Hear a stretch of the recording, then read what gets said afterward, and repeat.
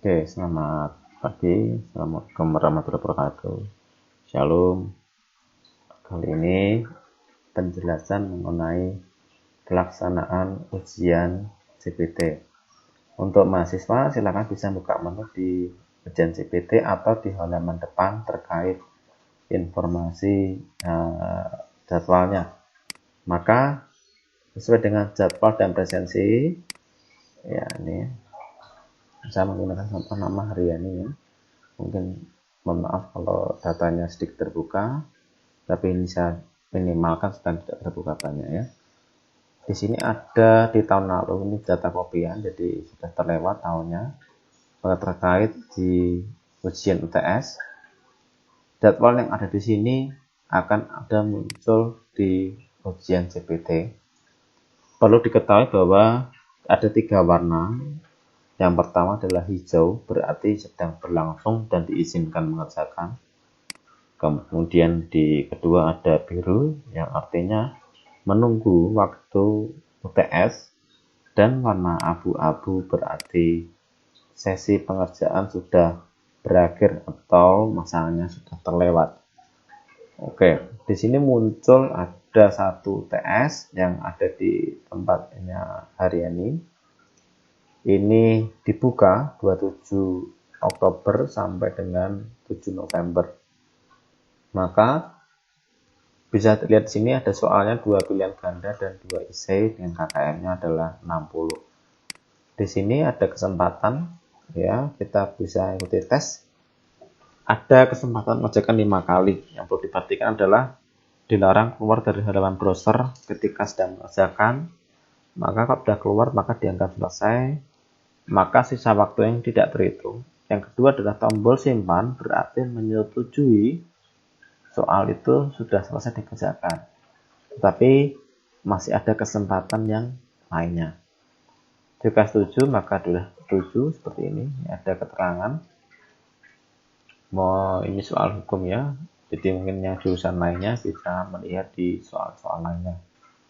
Pilihan ganda silakan diikuti. Di sini ada keterangan. Ada pertanyaan contoh, ini hanya saya tidak bidang hukum, ada pertanyaan seperti ini ada B seperti ini ya. Maka silakan dipilih yang benar. Kemudian ada jelaskan sistem hukum di mana, maka yakin hanya sistem adalah hukum. Contoh seperti ini ya. Oke, untuk penjelasan boleh panjang, saya nggak tahu. Kemudian ada jelaskan gambar dari berikut, silakan download. Jawabannya juga diupload juga ke GPT. Kalau sudah seperti ini, maka dibuka dulu, contohkan soal pertanyaan uraian. Nah, oke, sudah punya, maka jawabannya di bawah ada fitur untuk upload dokumen berupa jawaban PDF atau Microsoft Word. Silakan diupload dulu. Oke, kita browse filenya, contohkan dengan contoh jawaban ya. Nah, saya unggah di sini. Plus di bawah ini hanya fitur upload ke drive-nya Siakat. Silahkan copy paste semuanya lengkap. Copy kemudian di paste di sini supaya Bapak Ibu dosen bisa membaca dokumen. Jika sudah simpan, selesai. Oke, ya. Kesempatan sudah berakhir, maka di sini bisa melihat rekan-rekan yang lainnya untuk melihat siapa saja yang lulus, siapa saja yang tidak lulus, maka di sini akan fair. Kenapa kok tidak lulusnya seperti itu? Maka boleh diulangi lagi selama ada kesempatan dan masa aktifnya masih berlangsung. Ternyata saya ada jawaban yang salah. Saya masih ada kesempatan untuk mengerjakan lagi 1 kali lagi ya.